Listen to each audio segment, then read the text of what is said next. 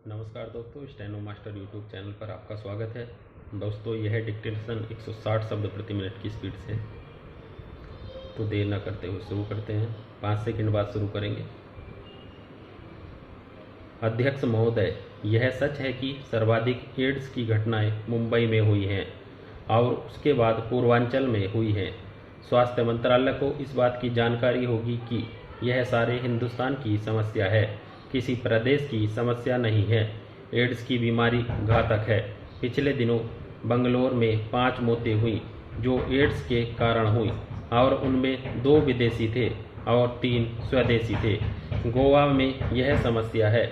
यह समस्या किसी शहर की, किसी बस्ती की समस्या नहीं है, यह पूरे समाज की समस्या है। मुझे डर उनका नहीं है जो पापों के गुनहगार हैं, मुझे डर उनका है जो निष्पाप हैं।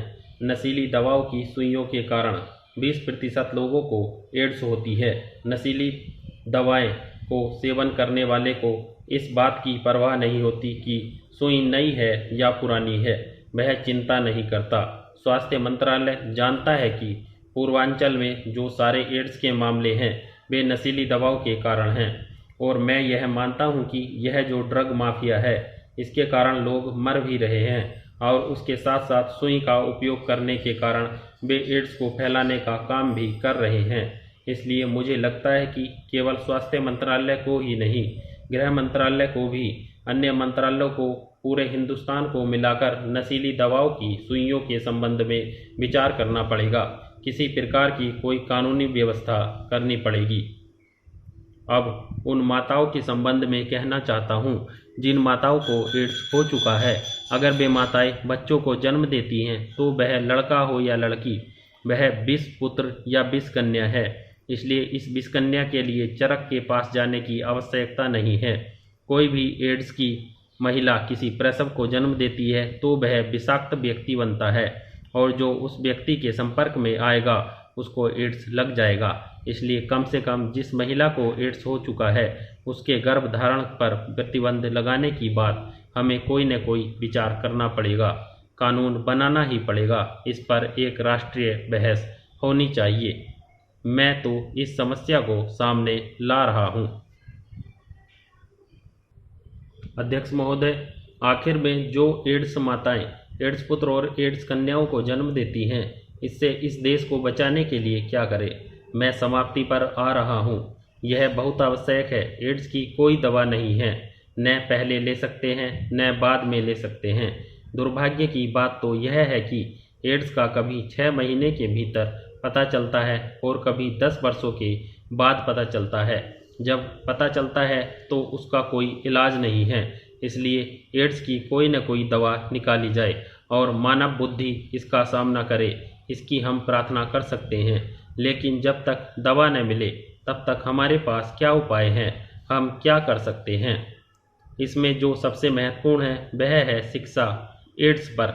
अगर मुझे आप क्षमा करें तो समाज के जो नेता हैं, वे मंत्री हों या संसद सदस्य हों, सब कहते हैं इस विषय को छूना नहीं है, इसकी चर्चा नहीं करनी है, यह गंदी चर्चा है।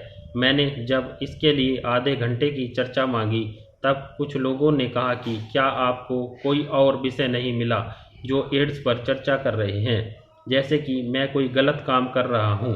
इस प्रकार की स्थिति है, ऐसा मेरे कुछ मित्रों ने कहा, संसद सदस्यों ने नहीं।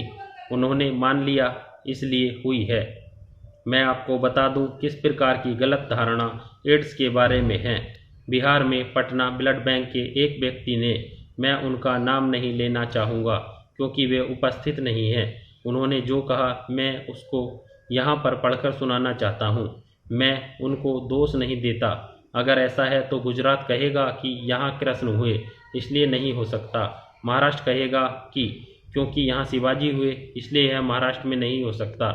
मैं किसी प्रांत की बात नहीं कर रहा हूँ, लेकिन अज्ञान कहाँ तक हो सकता है यह इससे पता चलता है कि एक ब्लड बैंक चलाने वाला व्यक्ति यह खुद कहे कि क्योंकि वह गौतम बुद्ध की भूमि है इसलिए यहाँ पर एड्स होने की संभावना ही नहीं है। अगर हम ऐसे विषयों को इस तरह नीचे धकेलने की कोशिश करेंगे तो इससे रास्ता नहीं निकलेगा।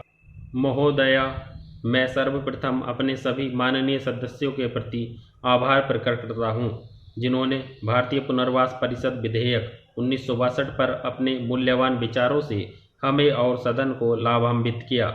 बहुत सारे प्रश्नों को माननीय सदस्यों ने रखा है, जिनके पीछे औचित्य हैं। परिषद की बैठक के संबंध में जो आप लोगों ने चर्चा की है, मेरा भी ख्याल है, विश्वास है कि परिषद की एक बैठक होनी ही चाहिए, पर और कई बैठकें भी होनी चाहिए, क्योंकि बैठक एक होती है जिससे पूर्ण रूप से काम की समीक्षा नहीं होती। इसलिए मैं भी मानता हूं कि बैठक बढ़ानी चाहिए। अंबेडकर साहब ने प्रश्न उठाया है कि आदिवासियों के अंदर बीमारी है, जो भी बीमारी हो, जज किसी भी कारण से कोई भी नागरिक अगर विकलांग होता है तो उनको भी हम विकलांग की सूची में मानते हैं। उन्हें विकलांग नहीं मानने का प्रश्न नहीं है। यह प्राकृतिक प्रदत्त भी होता है, दुर्घटना के कारण भी होते हैं, कभी कभी आँख में दवा लगाने से भी हो जाता है, शारीरिक रूप से पिछड़ा हो गया। तो इस तरह से जिन भी कारणों से कोई भी देश या का नागरिक विकलांग होता है, प्रभावित होता है और प्रभावित होने के बाद विकलांग होता है, तो वह विकलांगों की सूची में निश्चित रूप से आता है। दूसरी बात, जो आपने विकलांगों की संख्या की बात कही है, अभी तो सरलता से नमूने सर्वेक्षण हो सकता है, पर जिस तरह से सर्वेक्षण की बात कही गई है वह मुश्किल से होगा। इसमें ये आंकड़े आएंगे, पर मैं यह कहना चाहता हूँ कि इनकी संख्या कम नहीं है। जहाँ तक मेरी जानकारी है, इनकी संख्या 1,20,00,000 पहुँचती है, मगर आबादी के अनुपात से संख्या अधिक भी हो सकती है और कम भी हो सकती है। एक बात आपसे निवेदन करूंगा कि यह सहानुभूति के पात्र नहीं है, हमारे कर्तव्य का प्रतीक होने चाहिए। समाज में जो यह बातें हैं कि लोग समझते हैं कि विकलांगों के प्रति, चाहे सामाजिक विकलांग हो, आर्थिक विकलांग हो, शारीरिक विकलांग हो या जो भी निर्बल है, उनके प्रति सरकार को या व्यक्ति को या समाज को कर्तव्यपरायण होना चाहिए, न कि सहानुभूति दिखलानी चाहिए। मैं इसे नहीं मानता हूँ। मैं मानता हूँ कि हमारा कर्तव्य है कि निर्बलों को ऊपर उठाएं, हमारी सहानुभूति नहीं। सहानुभूति के अंदर यह भावना है कि मैं बड़ा आदमी हूँ। महोदया, हमारा यह कर्तव्य होना चाहिए कि वह हमारे परिवार का व्यक्ति है, हमारे घर का व्यक्ति है, हमारे समाज का व्यक्ति है। इस कर्तव्य परायणता का अभाव हो रहा है, जिसकी वजह से जो हमें सेवा इनको देनी चाहिए वह सेवा इनको नहीं मिलती है। तीसरा यह है कि किसी परिस्थिति में यह विधेयक हमें लाना पड़ा, जैसे कि रजनी रंजन साहा जी ने ठीक ही कहा और उन्होंने सारी परिस्थितियों का विश्लेषण करके आपके सामने प्रस्तुत कर दिया कि पिछली शताब्दी के अंतिम 2 दशकों में इस पर गहराई से सोचा गया और भारतीय पुनर्वास परिषद अब तक कार्यकारी शक्तियों के आधार पर चलती थी, जिससे जो लाभ उन तक पहुंच सकता था वह नहीं पहुंचा, लेकिन कानूनी दर्जा देने की आवश्यकता पड़ी। इसलिए हम आपके सामने यह बिल लाए हैं। मैं बोलने जा रहा हूं। हमारे माननीय सदस्य ने बहनों के संबंध में कहा, किसी परिस्थितिवश वह बांझ अवस्था में जाती हैं, उन्हें भी विकलांग अवस्था में वे मानते हैं। माननीय सदस्य ने एक और प्रश्न उठाया है कि सरकारी नौकरियों में उनके लिए क्या प्रावधान है। उनके लिए 3% का प्रावधान है।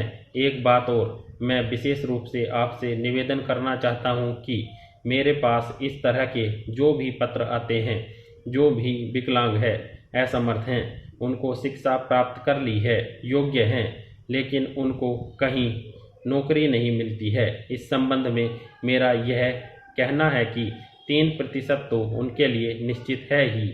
इसके अलावा भी हम उन विभागों को उनके लिए पत्र लिखते हैं। हम अपना कर्तव्य समझते हैं, हमारा यह फर्ज है। सार्वजनिक क्षेत्र में जितने उद्योग धंधे हैं, मैं उन्हें भी लिखने के लिए तैयार हूँ। जो निजी क्षेत्र में भी हैं, उनके पास भी मैं विकलांग भाइयों और निर्बल भाइयों के संबंध में अपनी सिफारिशें, अपनी अनुशंसा नौकरी के लिए भेजने के लिए प्रस्तुत हूँ। सिर्फ उत्तर इतना है कि आपका पत्र हमारे पास उनके संबंध में चला आए तो यह आधार बन जाता है। उनकी मदद करने का, अन्यथा सीधे पत्र आता है तो छानबीन करने में समस्या लग जाती है। अगर माननीय सदस्य अनुशंसा से किसी भी व्यक्ति के बारे में जो निर्बल, कमजोर, विकलांग या असहाय हैं लिखेंगे तो मैं निश्चित रूप से संबंधित विभाग से निवेदन करूंगा। विराम।